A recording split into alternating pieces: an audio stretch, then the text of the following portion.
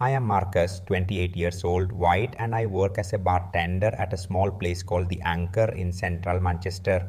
It is not the fanciest job, pouring drinks for locals, listening to their stories, and closing up after midnight, but it pays the bills and leaves me enough time to ride my bike around the city or hit the gym when I can.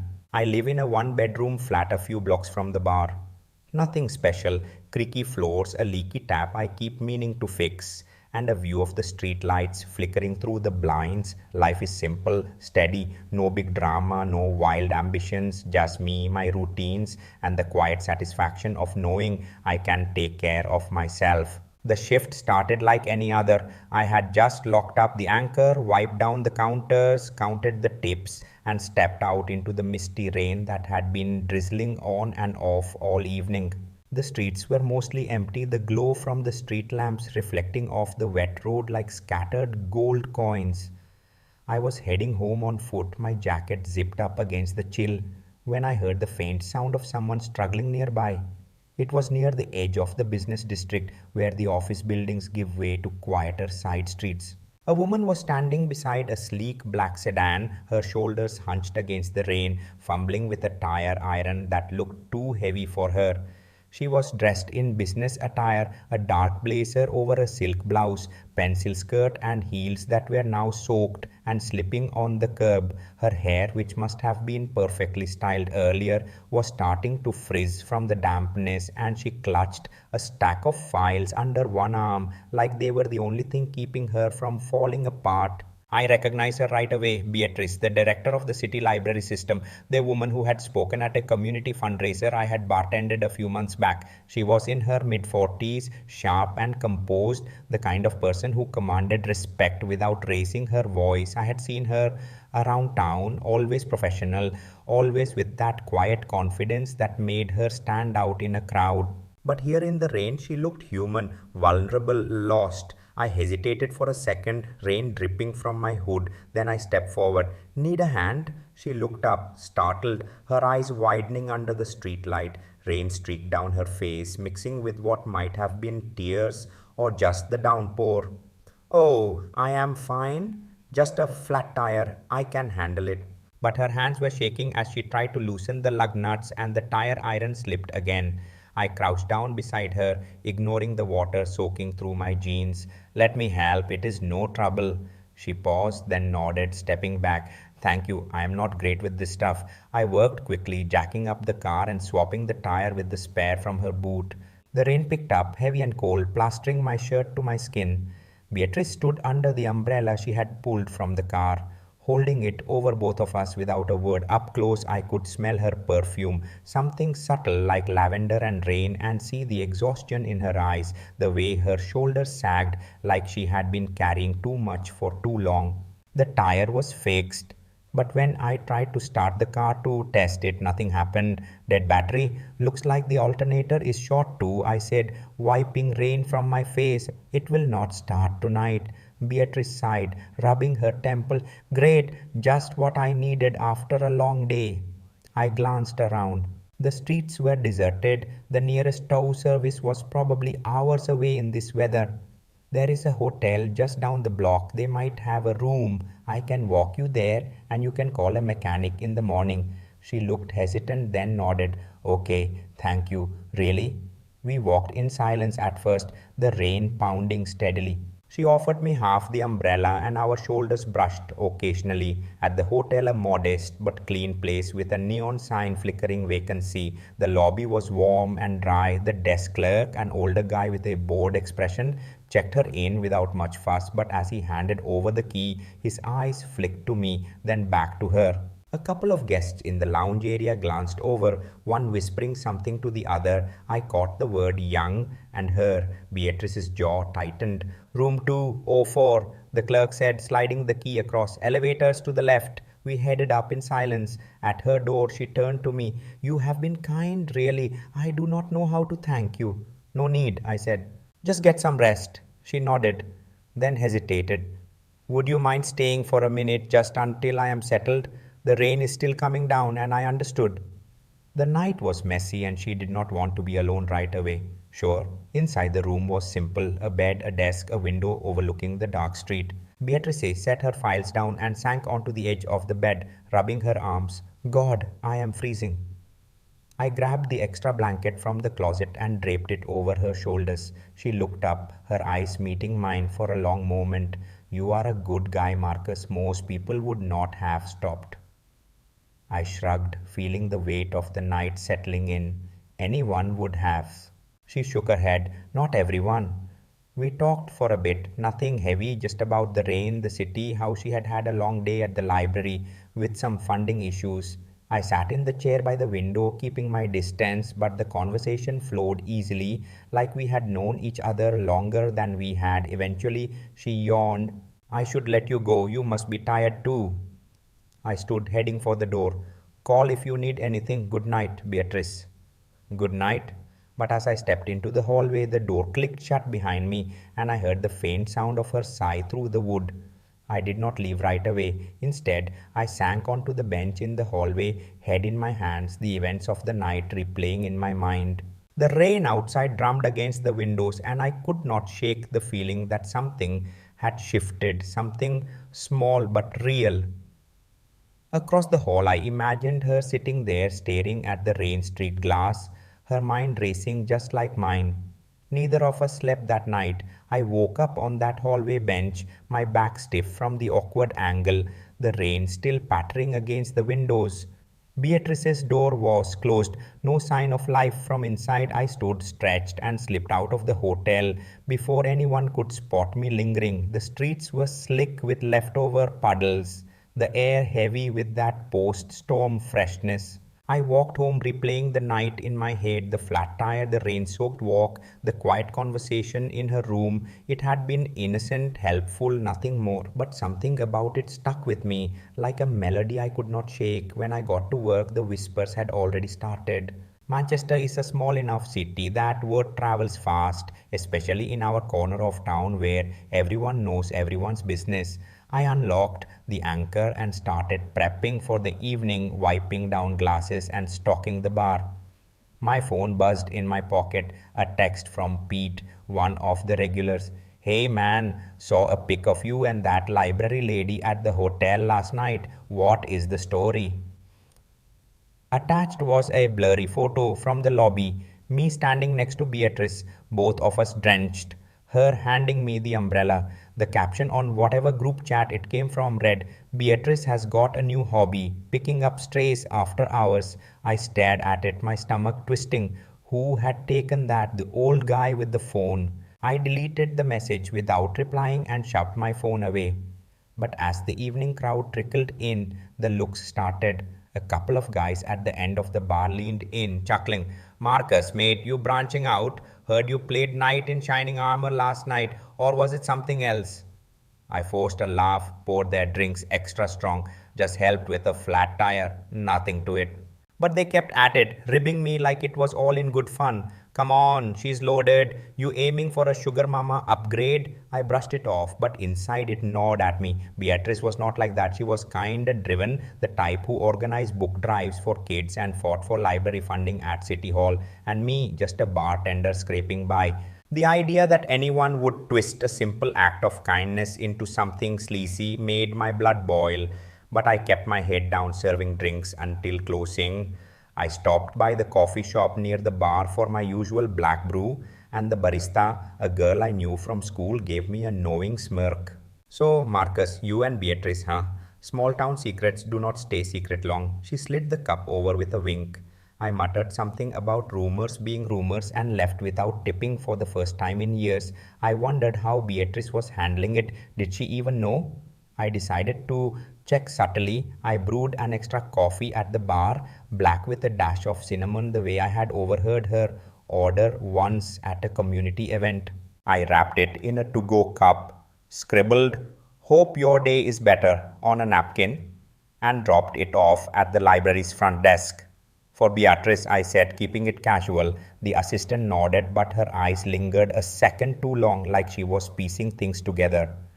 Later that evening, as I closed up again, my phone lit up with more messages. A group chat from some old school buddies. Dude, you are famous. Pics going viral in the neighborhood forums. Beatrice is slumming it with the bar guy. I turned off notifications and went home, collapsing on my couch with a beer. The photo had spread like wildfire. Lobby shot, rainy night, us looking exhausted and close. Captions varied: rich lady and the help, age gap drama in Manchester, even if she is paying for company. It was all nonsense, but it stung. I was not after her money or status. Hell, I barely knew her. But try telling that to a town full of bored gossips. The distance started to set in. I used to see Beatrice around grabbing coffee, walking through the park near the library, even stopping by the Anchor on quiet nights to listen to live music. But now, nothing. She skipped her usual spots, or at least the ones where our paths might cross. I caught a glimpse of her once, hurrying down the pavement with her coat pulled tight, scarf high around her neck. Our eyes met for a split second, but she looked away, quickening her pace. I pretended to check my phone, heart sinking. The small things kept happening though. I spotted her car parked on a side street near the library. The same one from that night. The headlight was flickering, probably a loose bulb. I should not have, but I could not help it. I grabbed my toolkit from the bar and fixed it right there, twisting the wires back into place and testing the light. Before leaving, I left a note on the windscreen under the wiper. Bulb was loose, drive safe, no name, but she would know. That evening, as I wiped down the bar, I overheard more chatter. A group of women from the library board were in, sipping wine. Poor Beatrice. One said all that success and now this. People are saying she is desperate. That young bartender really. They laughed, not noticing me. I gripped the rag tighter but said nothing. The next morning, a package arrived at the bar, delivered anonymously. Inside was a new umbrella, sturdy and black, with a note: "For the next rainy night, stay dry." No signature, but the handwriting was elegant, precise. Beatrice's. I smiled for the first time in days, tucking it behind the counter, but the avoidance continued. We crossed paths at the supermarket once. She was in the produce aisle. I was grabbing beer. She saw me first, froze, then turned down another row. I did not follow. What was there to say? The rumors had built a wall between us, invisible but solid. I sent another coffee the following week. Same note: "Have a good day." Simple, neutral. One evening, after a long shift, I sat on the fire escape outside my flat, staring at the city lights. The distance hurt more than the gossip. We had not done anything wrong, but the town had decided otherwise. And now we were strangers again, orbiting each other like ghosts. I wondered if she felt it too, the pull, the regret, or if she had already moved on, chalking it up to one bad night. Little did I know, the silence was just the beginning. The rumors had not died down. If anything, they had mutated, twisting into more personal jabs that followed me like shadows.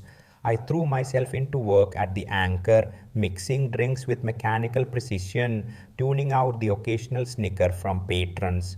"Marcus has got a thing for cougars," one guy slurred one night. I poured his beer and walked away, but the words lodged in my chest like splinters. I had not seen Beatrice since that fleeting glance in the aisle. No more anonymous packages, no returned notes. The silence between us had thickened into something almost tangible, a barrier built from whispers and averted eyes. But as another storm rolled in from the west, I could not shake the urge to check on her. The building's lights were off except for one in the back office, her office. I waited under the awning, umbrella fighting the wind, until the door finally creaked open. Beatrice emerged, bundled in a coat, her bag slung over her shoulder. She froze when she saw me, rain dripping from her hood. "Marcus, what are you doing here?" I stepped forward, offering the umbrella and coffee. "Figured you might need these. Town is small. Did not want you walking home alone in this mess. People talk enough as it is." She took the cup, her fingers brushing mine for a split second. Warmth from the coffee seeped through, but her eyes held something guarded, weary. "You did not have to, but thank you." We started walking, the umbrella barely covering us both as the rain hammered down. Our shoulders touched occasionally, and the rhythm of our steps synced with the patter on the fabric above. The streets were empty, the city hushed under the storm. After a block of silence, she spoke. It has been a rough week. The whispers, they get to you after a while. I nodded. Yeah, I have heard them too. She glanced at me, her voice softening. I am sorry if this has made things hard for you. You were just being kind that night. It is not your fault, I said. People see what they want to see. We turned a corner, the wind whipping rain against our legs. Beatrice hesitated, then opened up. My ex husband left with a text message. It is over. I will send papers. That was it after 15 years. No fight, no closure, just gone. And on my last birthday, I planned a small party. Only my staff showed up out of obligation, smiles all around, but I knew they would rather be anywhere else. Her words hung in the air, raw and unfiltered. I could hear the ache in them, the loneliness that success could not fill. That sounds brutal, I said. I am sorry. She shrugged, but her eyes glistened under the street lights. What about you? Why do you put up with all this? The gossip must hit harder for someone like you, young, starting out. I stared at the puddles reflecting the city lights. Grew up on the rough side of town. Mum died when I was 12. Cancer. Dad was not around much after that. I have always been that poor kid trying to latch on to better people. Scholarships got me through community college, but folks still see me as the guy who will never amount to much. Bartending is honest work, but to them it is just a step above begging. She stopped walking, turning to face me under the umbrella. Rain drummed around us like a curtain. That is not how I see you. That night you did not have to help. Most would not. We resumed walking, the shared stories lightening the air between us, even as the storm raged. At the intersection near her house, she paused. Without a word, she reached into her bag and pressed something soft into my hand, a handkerchief embroidered with a small bee and elegant script. Her fingers lingered for a moment, then she pulled away. Good night, Marcus, she whispered, turning and hurrying off into the rain. I stood there, clutching the fabric, watching her silhouette fade. The warmth from her touch faded quickly in the cold, but the misunderstandings crept in fast. A text from one of my buddies. Dude, heard Beatrice is just using you to feel young. Watch your back. I deleted it, but doubt seeded. At the bar, a customer leaned in. She is lonely, Marcus. Rich widows like that. They chew up guys like you and spit them out. I nodded politely, but inside it festered. We started pulling away. I texted her once, everything okay? Her reply was curt, fine, busy. It stung like I had overstepped. I stopped sending coffees, figuring she wanted space. She must have noticed because she did not show up at the bar anymore, not even for the weekend piano sets. The hurt built slowly. I would sit alone after shifts, staring at the handkerchief on my nightstand, wondering about the gap between us, age, status, everything. She must have felt it too. I imagined her at home, glancing at the old umbrella, remembering that rainy night, but questioning if it was worth the fallout. Alone in my flat, I folded the handkerchief and tucked it away. The warmth from that walk lingered, but so did the sadness, the quiet ache of what might have been. If only the world had not interfered. The rumors persisted, snide comments at the bar, sideways glances on the street, but I had learned to tune them out, focusing on my shifts and the quiet nights alone in my flat. Beatrice and I had not spoken since that night. Our paths did not cross, or if they did, it was with hurried nods and averted eyes. I wondered if she regretted opening up, if the weight of the town's judgment had pushed her further into isolation. Then came the annual Manchester Community Awards Gala held at the old Civic Centre in town. It was a big deal for the locals. Suits and dresses, speeches about neighborhood heroes, and enough finger foods to feed a small army. I had volunteered to help with setup through the bar's owner, who sponsored a table every year. It was grunt work, moving chairs, testing mics, making sure the AV system did not glitch mid event. I did not expect to see Beatrice there, but when I glanced at the program while stacking programs on tables, her name jumped out. Honored for community dedication for her work at the library. The hall filled up quickly. City council members, business owners, reporters from the local paper. I stayed in the back, blending into the shadows near the stage exit, adjusting lights and keeping an eye on the soundboard. The event kicked off with the usual fanfare, opening remarks, a slideshow of last year's highlights. Then it was time for the awards. Beatrice was third on the list. She walked up to the podium in a simple navy dress that hugged her figure just right, her hair pulled back in an elegant chignon. She looked composed, radiant even as she accepted the plaque with a gracious smile. "Thank you," she said into the mic, her voice steady. "This award is not just for me. It is for everyone at the library who believes in the power of stories to bring people together. In a town like ours, community is everything." Applause rippled through the room, cameras flashing like fireworks. I clapped from the back, a mix of pride and something sharper twisting in my gut. She deserved this moment, untainted by the swirling gossip around us. But as she stepped down, a young reporter from the local news site stood up during the Q&A segment, microphone in hand, his voice cut through the murmurs. "Beatrice, congratulations on the award. But how do you feel about the recent rumors? People are saying you are involved with a much younger man, a bartender no less. Does that affect your role in the community?" The room went dead silent.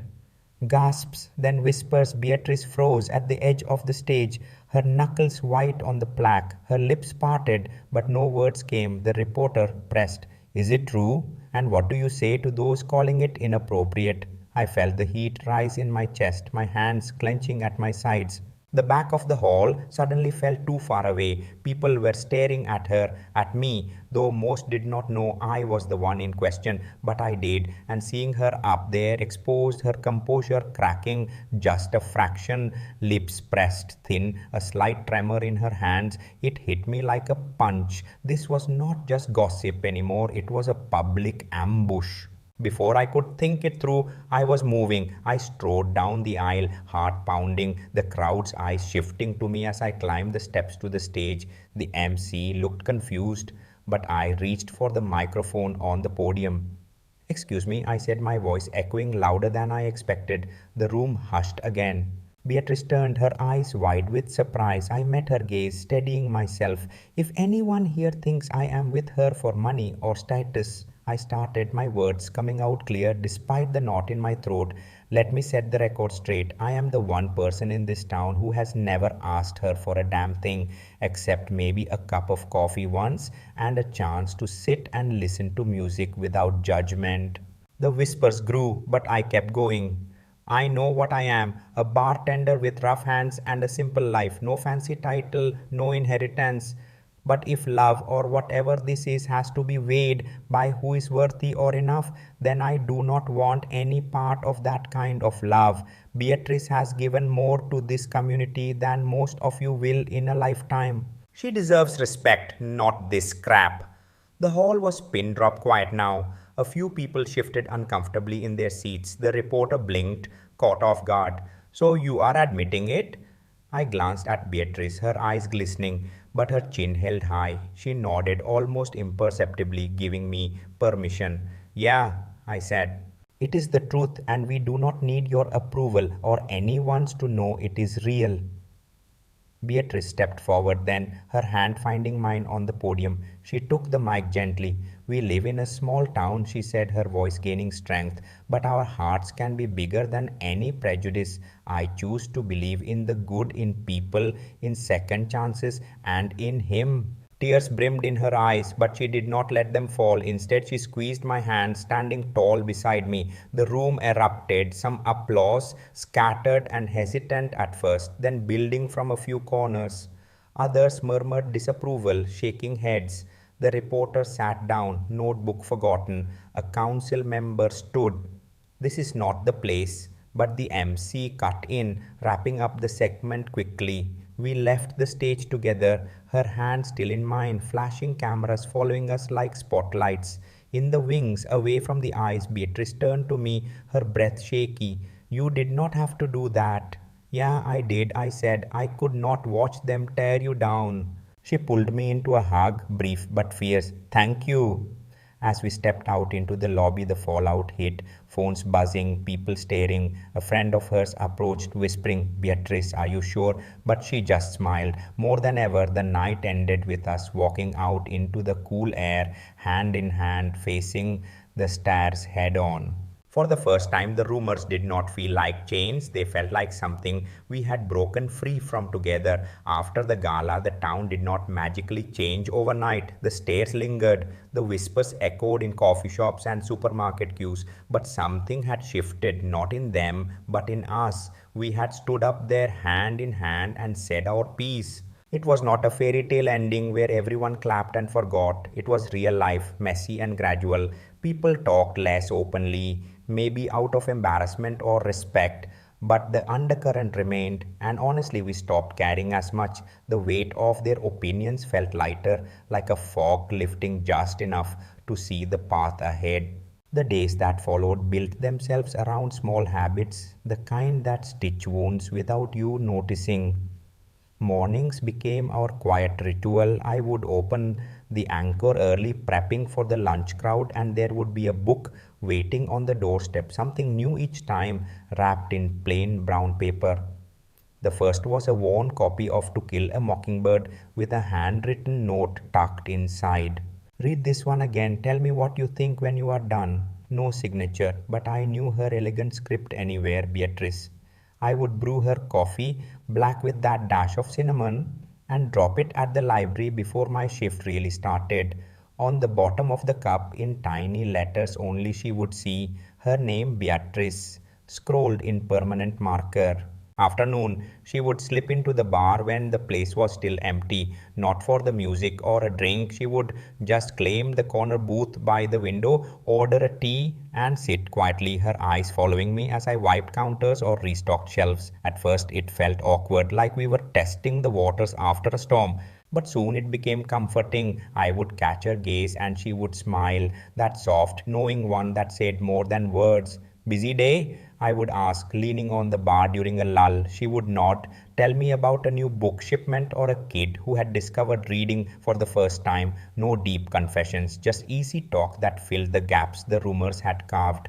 Rainy days were our favorites though. Manchester's weather turned unpredictable as winter crept in. Storms rolling in like clockwork. One afternoon, the skies opened up just as the library closed. I grabbed my old umbrella, the one she had gifted, and waited under the awning. Rain pounded the pavement. She emerged, spotting me immediately. You again, she said, her tone light but grateful. Figured you might need company, I replied.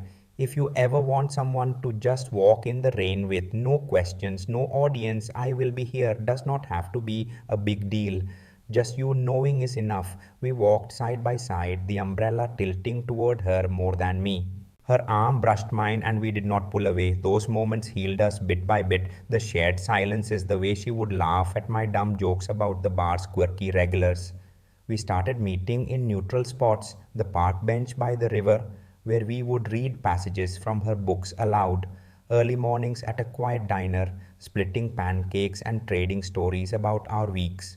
No grand gestures, just presence. It was enough to mend the cracks from her ex's, abandonment from my childhood scars of always feeling like the outsider. Not everyone let it go though. One evening at the Angkor, a group of young guys, construction workers I had served before, settled at the bar already a few beers in. They spotted Beatrice in her corner booth and the jab started. Hey Marcus, lucky you, hitting the jackpot. Digging for gold pays off, huh? Bet you are the boss now. The room quieted a notch. I set down the glass I was polishing, ready to shut them down, but Beatrice beat me to it. She stood, walked over with that unflappable grace, and faced them head on. You know, she said, her voice calm but cutting through the noise like a knife, it is easy to mock from the sidelines, but try loving someone, really standing by them when the whole town is laughing. That is when you learn what your own self respect is worth more than any paycheck or title. The guy shifted, mumbling apologies, faces red. One even raised his glass. Fair enough. Sorry, ma'am. She nodded, no malice, and returned to her seat. I poured her a fresh tea on the house, our eyes meeting in silent solidarity. You did not have to, I whispered. Neither did you at the gala, she replied. But we do we not? The town adjusted slowly. Some folks warmed up. A library patron slipped me a note. Good on you too. Others kept whispering, but it faded into background noise. We did not seek approval, we just lived. Weekends became ours, drives along the coast, her head on my shoulder as we watched the waves, quiet dinners at my place where she would cook and I would play piano softly in the background. One rainy evening, we stood under that same awning, outside the library, each holding a corner of the umbrella. The storm raged, but our eyes met without flinching. No more hiding, no more fear. We had not labeled it boyfriend, girlfriend, whatever, and did not need to. The town knew by then some things outvalue money or status, trust, courage, the quiet companionship of showing up day after day. As we walked into the downpour side by side, I realized that was our truth, and it was enough. Sometimes the bravest choices are the quiet ones we make after midnight. Marcus, a humble barman, could have walked past a rain soaked stranger, yet he stopped to help Beatrice fix her tire and offered shelter beneath a fraying umbrella. That small kindness echoed through their tight knit Manchester community, twisting first into idle gossip, then open judgment.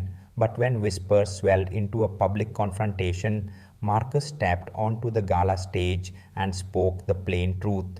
Compassion owes nothing to status, age, or rumor.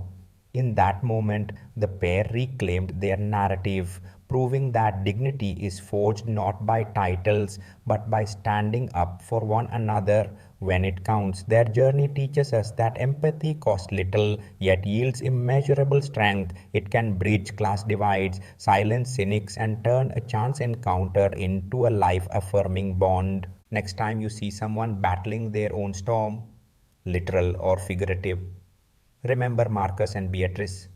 Offer a hand, share your umbrella, and refuse to be governed by the crowd's murmurs.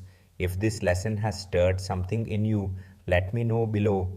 How have small acts of kindness reshaped your life? Drop a comment, hit that subscribe button, and join our growing community for more heartfelt stories each week.